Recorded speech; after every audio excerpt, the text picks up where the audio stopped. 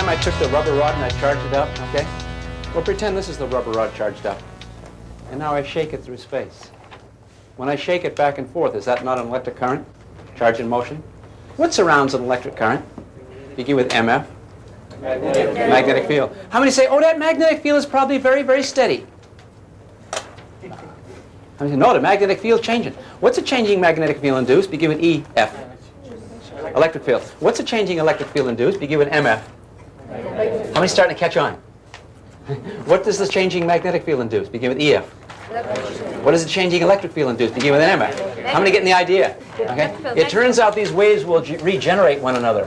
So if you have a shaking charge, honey, you get electromagnetic waves throughout space, where the electric field makes the magnetic, the electric magnetic at the speed of light. That's what light is. That's what light is. Light is electromagnetic waves generated from a shaking charge. If I take this stick and I put it in the water and I shake it back and forth, won't I disturb the water? Won't water waves travel out? You can understand that. But what I'm saying is you take a charged object, well, just take a charge, shake it back and forth, and guess what you generate, gang? Begin with a W. Waves. And these waves are electric and magnetic fields, so guess what kind of wave? Electromagnetic wave, that's right. And that's what we're going to talk about now. Electromagnetic waves and the very, very small part of the electromagnetic waves. You get the whole spectrum of waves that start way down with the radio waves, really long, long waves. And the radio and the frequencies get a little higher, and pretty soon those waves, for example, your radio antennas downtown are shaking waves up and down like a few million times per second. That's your FM waves. A few thousand times per second, that's your AM waves. But if you shook the electrons in your radio antenna up and down like a million billion cycles per second, honey, the waves that are generated are going to activate what? Begin with EY, get an E on the end of it. I. Your eye, that's right. Remember we had the tuning forks that time? I hit one tuning fork and made the other one ring? Well, in your eye, you've got tuning forks there too, and guess what frequency they ring at, gang? Million billion cycles per second, million billion hertz, and that's light. And light, when that light comes in your eye, it makes that's sight. Would you like a profound statement for a party sometime? When you want to say something and everyone will say, wow, heavy, man, heavy. Would you like that? Would you like to hear one? Yeah. Here it is. You probably will want to put this in your notes. Here it is. Light is the only thing one can see.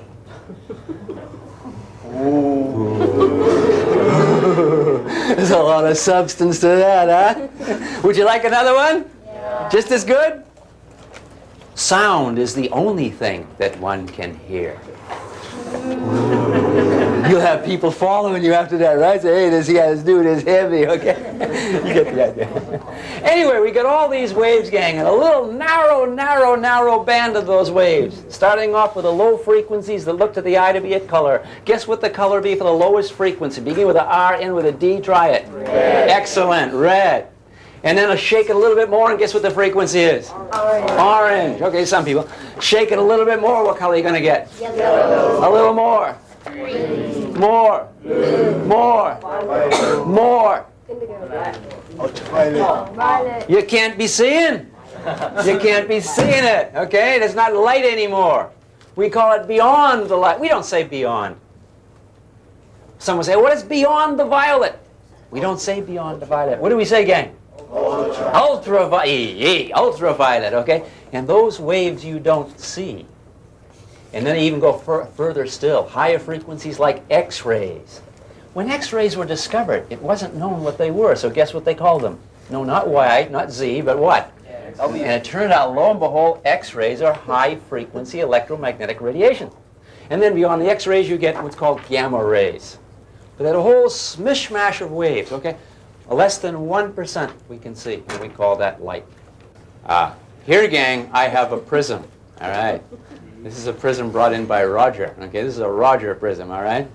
And this prism will also take the light and bend it into a rainbow. Later, we're going to take some white light, shine it in here, and boom, you're going to see on the other side what? Begin with R, end with B. A rainbow, and that rainbow is another word for spectrum of colors, yeah? And this will give a spectrum of colors too. It turns out it'll give a spectrum of colors because it turns out different colors of light will travel at different speeds through this material or any material.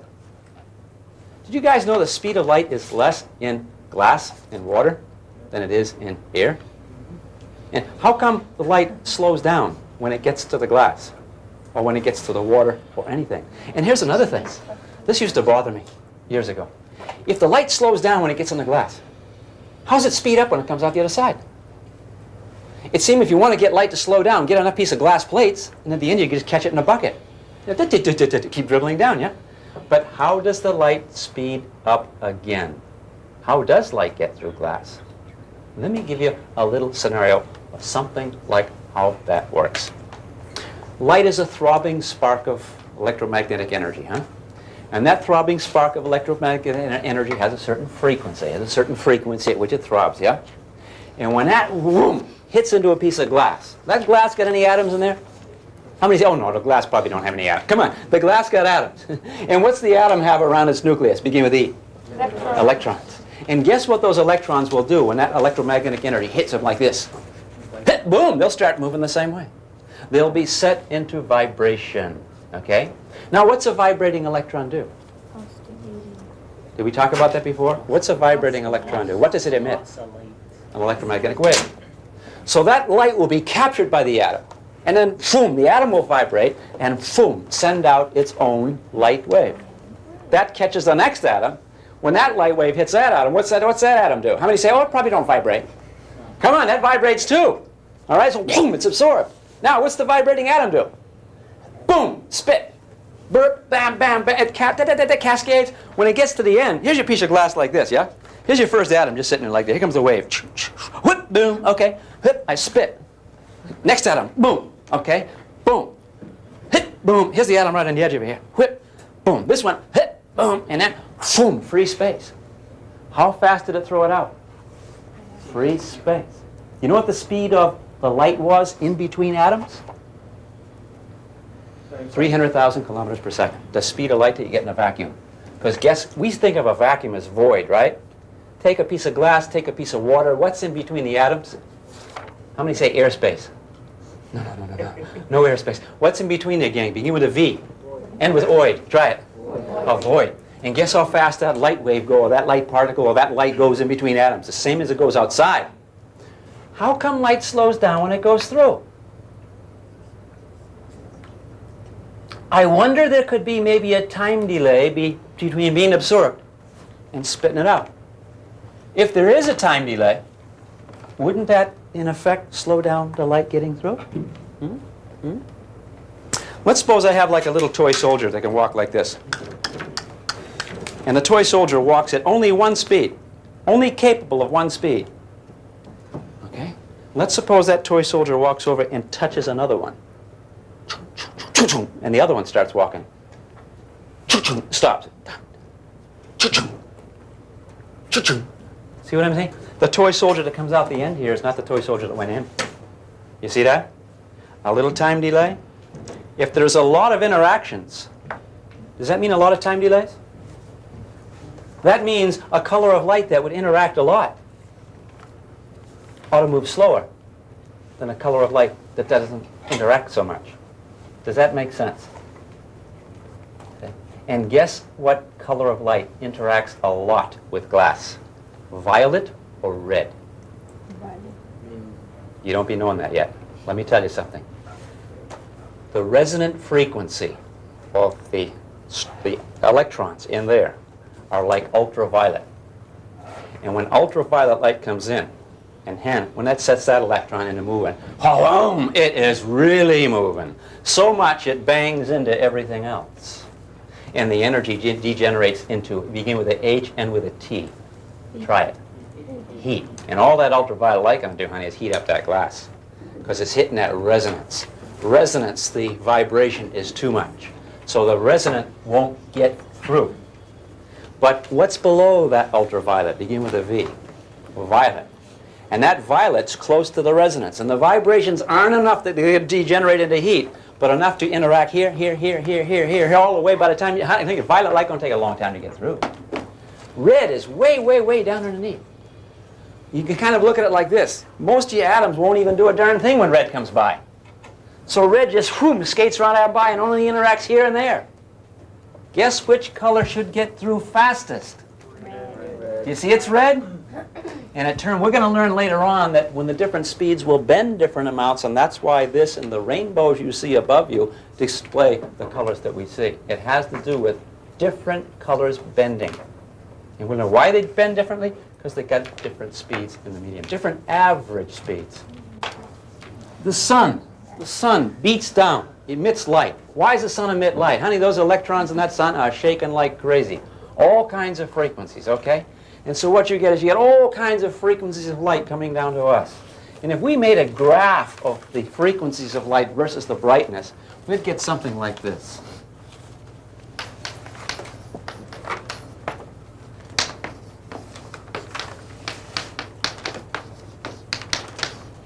We'd get something like this. Over here you can't even see. That's the infrared. Over here you can't see. That's the ultraviolet. But it turns out that right in here, that's the frequency of light that is emitted mostly by the sun. And that's right in the middle of our color spectrum.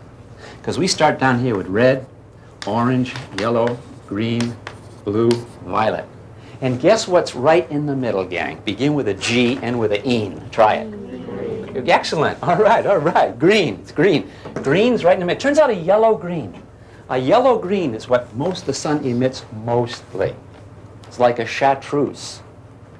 When I was a teenager, honeys, I had a chartreuse convertible. You could see that thing 15 miles down the road, okay? And you know why you could see it so well? Because most of the light from the sun is that color. And guess what we have evolved to see best of all? Take a guess. Yellow-green. We used to call it chartreuse. So they're painting fire trucks that color these days? Did you notice that, Paul? What are the new fire trucks? They used to be red. What are the new ones? Yellow-green. Yellow-green. Why they be yellow-green, honey? Huh? Why? Because you want to see those things coming down the road. And so they finally said, hey, let's paint them the color that human beings can see the most. Yeah. You notice the color of your street lights? What color they be, gang? Yellow. Little greenish, little yellow-greenish, mostly yellow, right? Why the street lights yellow? They used to be incandescent lamps that used to glow white. Now they're making them yellow.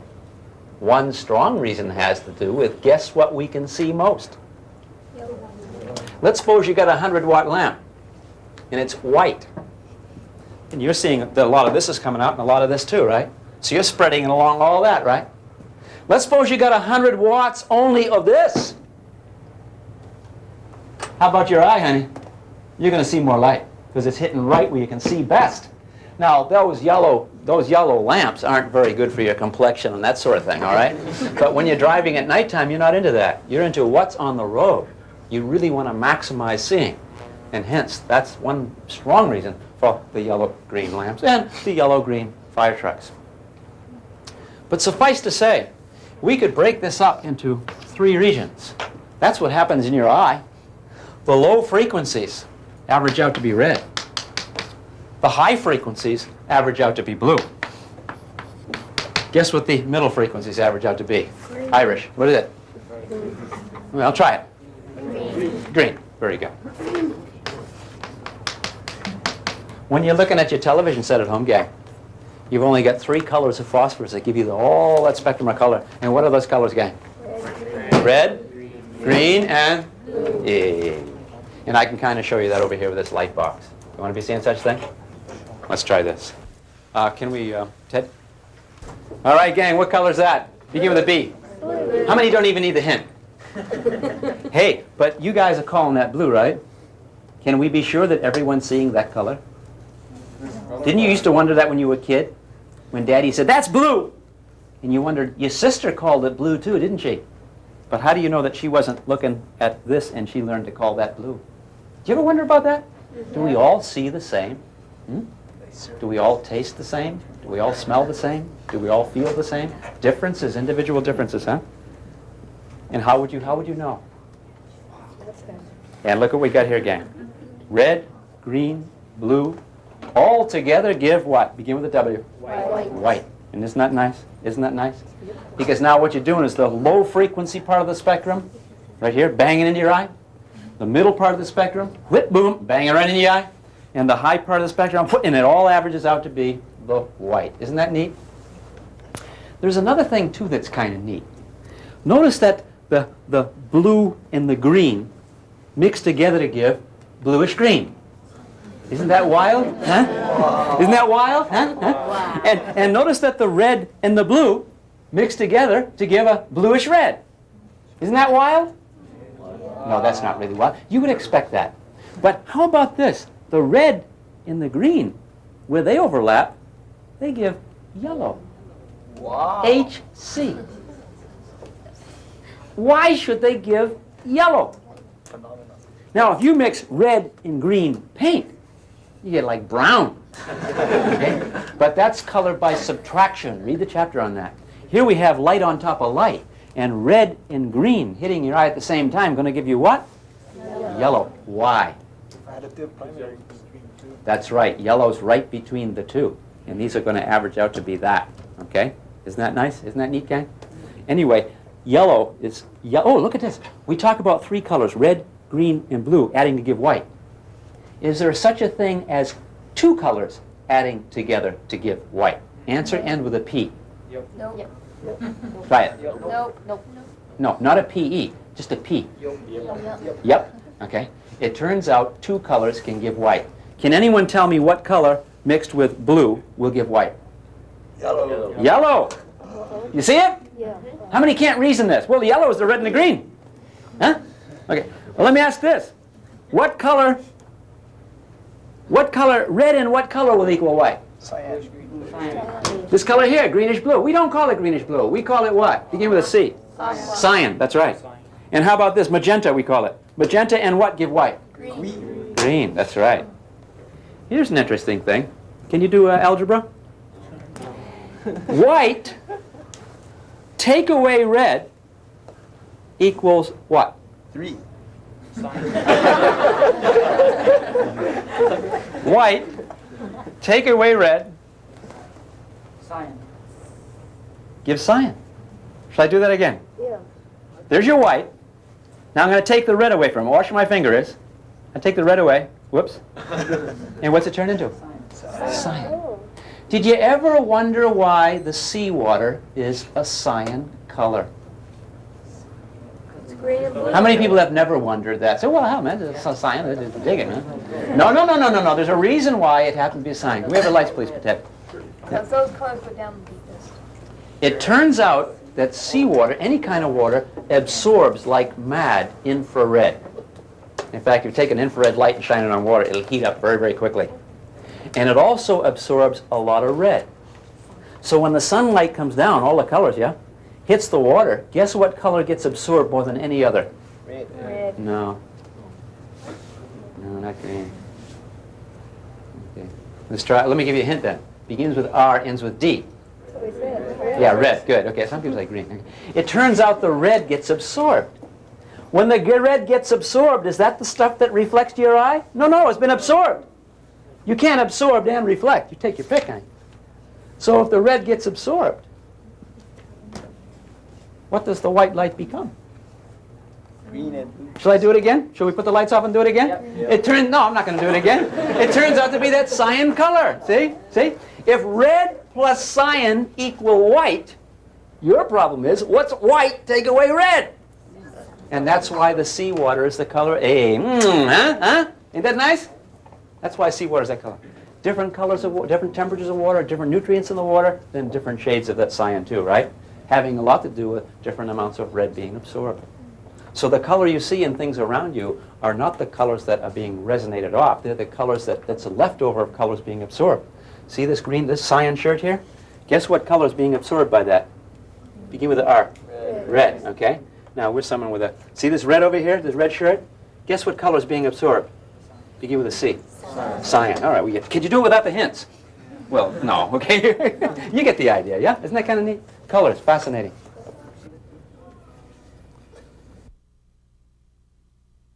Red lamp.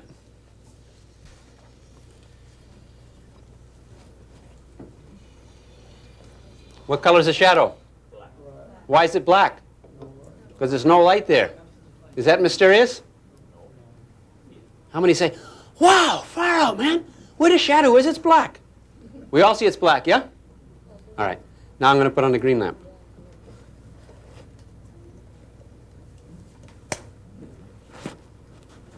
The green lamp. What's the color we get now in the background?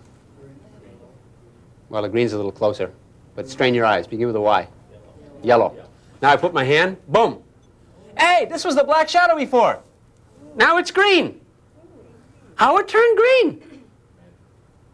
There's no reason for that. It just happened to turn green. I don't know why when the green light hit the black shadow it turned green. Why did it turn green, gang? Because the green light's shining on it, but the green light's making a shadow too. This one over here. But it ain't black. It's red. Why is it red? Because the red light's shining on it. How many say that's mysterious? Nobody. Come on, Ted. You see that? Ain't that neat? Now watch this. Would you like to see 3 lamps at one time? I can show you. Blue. Now what color we get for the screen? White. Bam! Hey. Now the one that was green before, now it's green. It ain't green anymore. Now it's greenish blue. Why is this one greenish blue? Because green and blue light are hitting the black shadow. Mystery? All right. Now this one over here, it's not red anymore. It's red now. But the red light's hitting, and not only the red light hitting, but the blue light's hitting it. So what is it? Reddish blue. Is it a mystery why the shadow is reddish blue? No, because the only lights hitting it are red and blue. Magenta. You get? Where some of you are sitting, you can't see. And look over there. What color shadow we get in the far left? Why is it yellow? It ought to be black because it's this shadow here. But the green and the red are hitting it. And when red and green hit the black shadow, they whoop, mishmash to be what? Yellow. Ain't that nice? And there's your yellow, magenta, and cyan. These are your complementary colors, gang. Red, green, and blue in the complementary colors. Yellow, red, and cyan. Isn't that nice? Ain't that nice? You like? You get like a hey. If you get the right shade of blue and orange, let's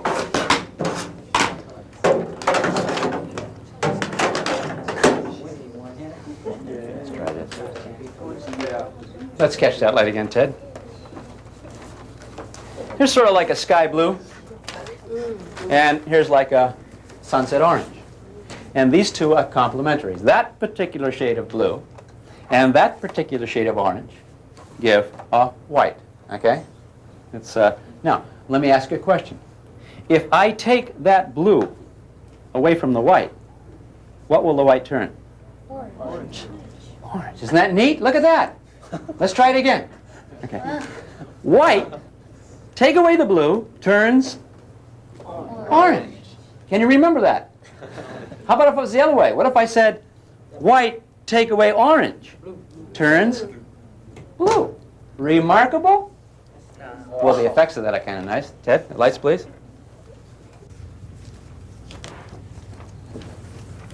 Do you ever be wondering why the sky is blue? How many say, well, it's probably the reflection of the water.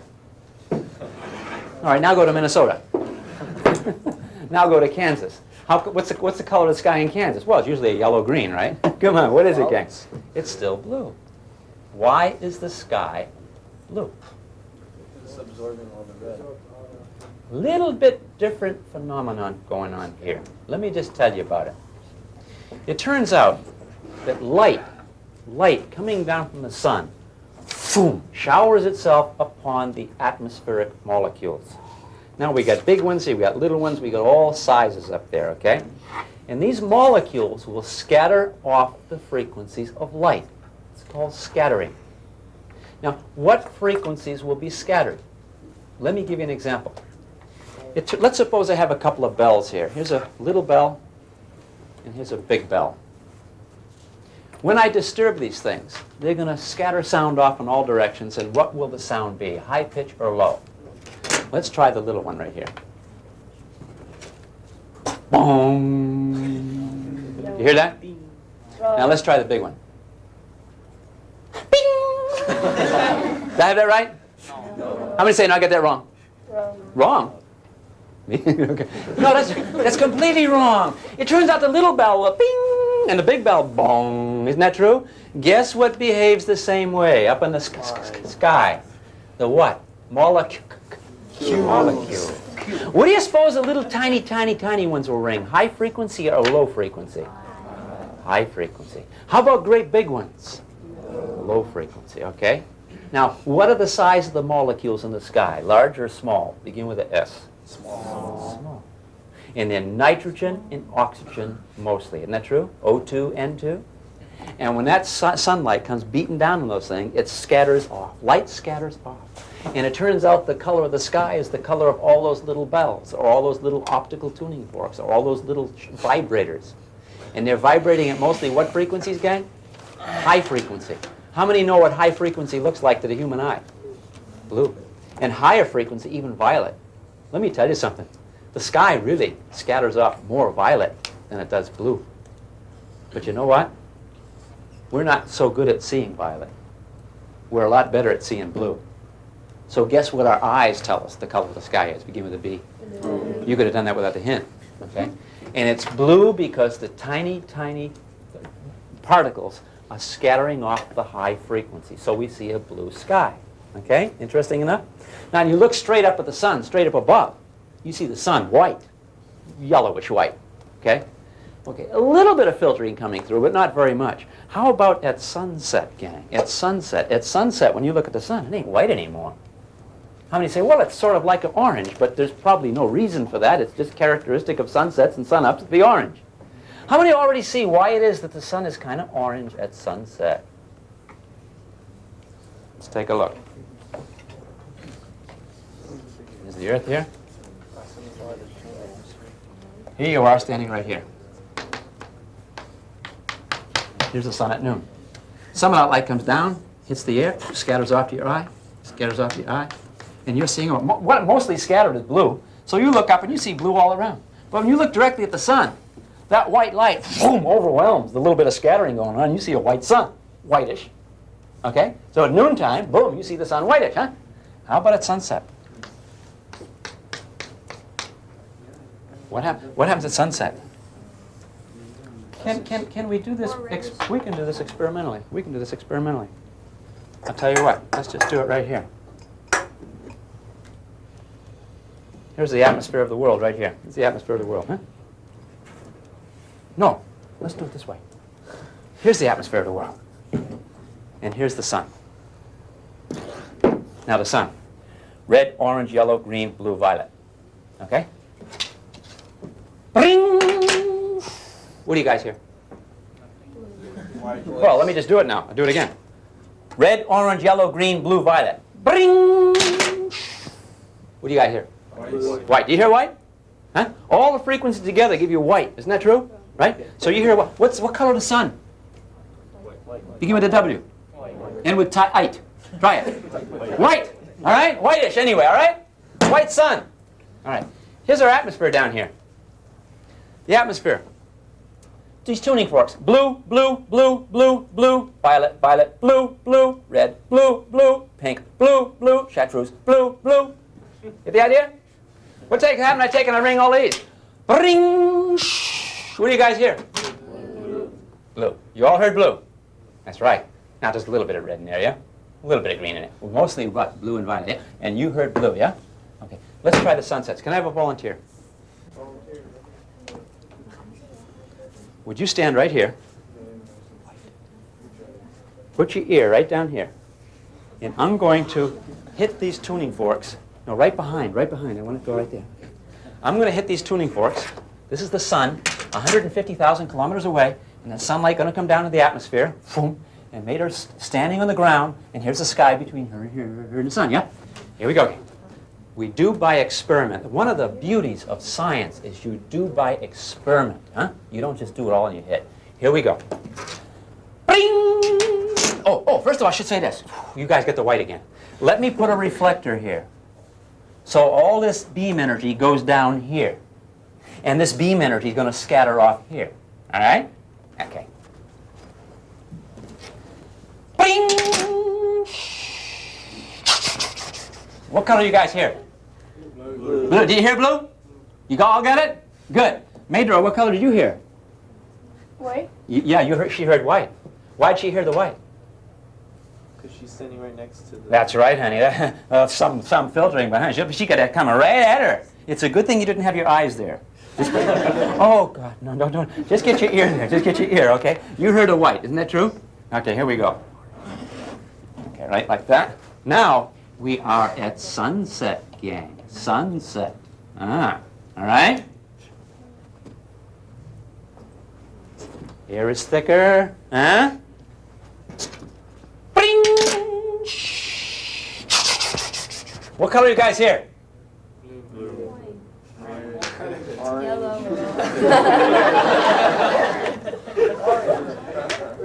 Paul, would you pass out the Q-tips? Let me remind you, we got blue, blue, blue, blue, red, blue, blue, check with blue, blue, red, blue, blue, pink. All right? Reminder? Huh?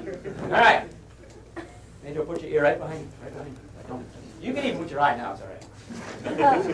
Bing! What color are you guys here? Blue. Blue. What color are you here, Major? Orange. Yeah, all right. Major, right here, honey. Beautiful, great. You've been a sport. Let's hear it from Major, all right? All right. Now, let me ask you a question. How come you guys heard blue and she heard orange? Set up. Check the neighbor, check the neighbor. Check the neighbor. How come she heard orange? Hey, is this not neat? Is this not neat? At sunset, of course you're going to see orange. Because at sunset, that light's coming through many, many, many kilometers of air. And what color is being scattered out all along?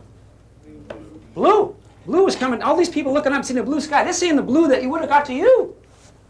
And by the time that light gets to you, honey, it's all tuckered out in high frequencies. Almost no high frequencies left. And so what finally gets to you, high or low? Low. And so it turns out the atmosphere is transparent to the low frequencies, but not so much to the high. The highs are scattered. And that's why you see the nice colors at sunset. Isn't that neat? It kind of makes sense, doesn't it? Here's another thing that makes sense too. When you look at the clouds, what color are the clouds normally? White. They're white. But there's no reason for that. Did you know that? Yeah. There's no reason for the clouds being white, is there? Right? Come on, come on. Can anyone see why the clouds are white? If the clouds are white, what do you got to see? Low frequency or high? Oh. Oh! But what is gonna? But if the clouds are all little teeny particles, they'll only scatter high. So why ain't the clouds blue? My premise was off. I says, if the clouds are all little tiny particles, if the clouds, gang, is all tiny particles, what are the clouds in fact? Blue. How many say, well, in a cloud, there's a whole assortment of sizes. Some get so big they absorb and they turn dark, and honey, that's a thundercloud coming out. How many can see that? In a cloud, you get all kinds of sizes, yeah? All kind of sizes, all kind of scattering, yeah? And all kinds of scattering going to look to you to be what? Hey. Feel good? Yeah. Right. Okay.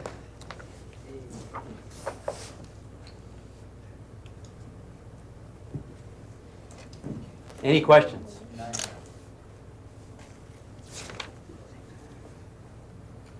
What about after when the sun sets, instead of red, just before it goes under the horizon, it turns green? Ah, the green flash. How many people here have seen the famous green flash? 1, 2, 3, 4, 5, 6.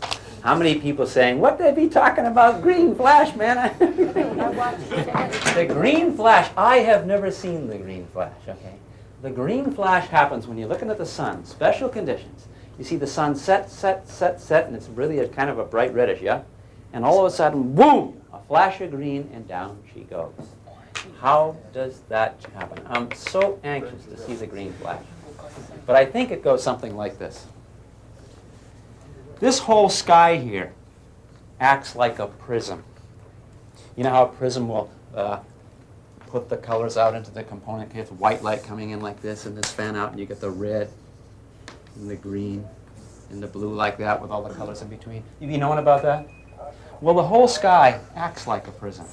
And light will come in like this, boom, like that, and the green will get right to you. Oh, wait a minute. Let me do this again. The prism's higher in the sky. Light coming up from the sun comes in, refracts, and gives you green right in your eye. And the red part's up here. But up here, light's coming in and doing the same thing. The red's like that, and the green is missing you. And the blue, which would ordinarily cut in here and cut that green into bluish green, is just about not there. But down below here, light coming in here does the same type thing. Green like that. Green like that.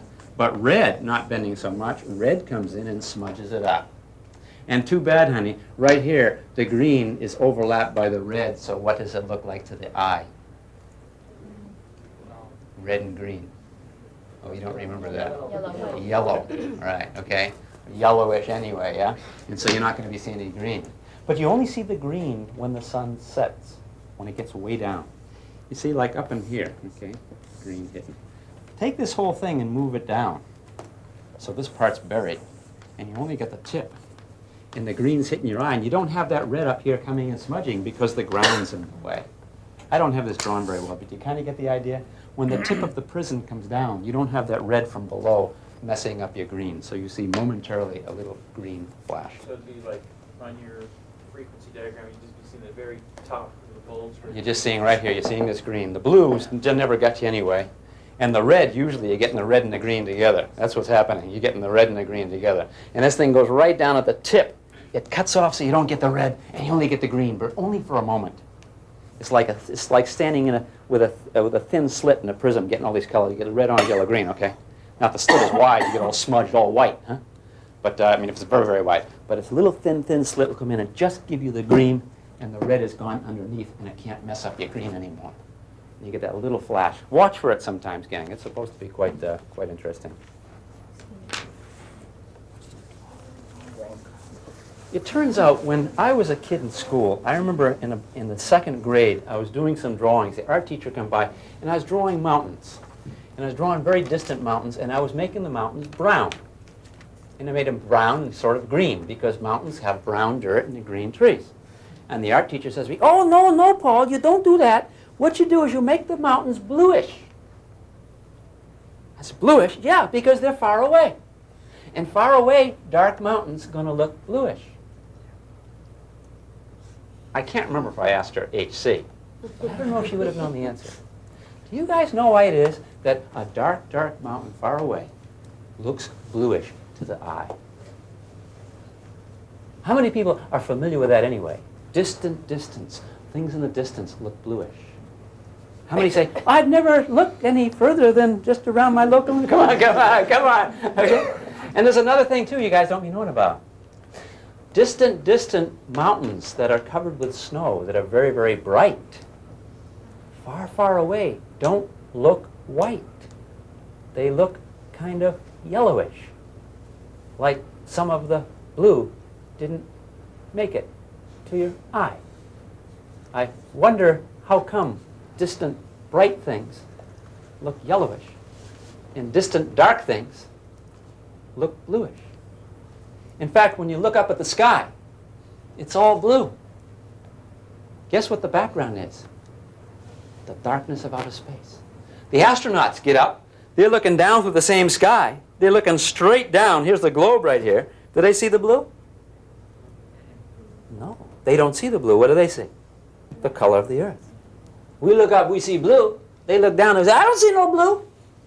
They wouldn't say, "I don't see no blue." That means they do see blue, yeah? They see that off at the edge, okay? But what's going on here, gang? Think about these ideas. We'll be talking about it again, okay?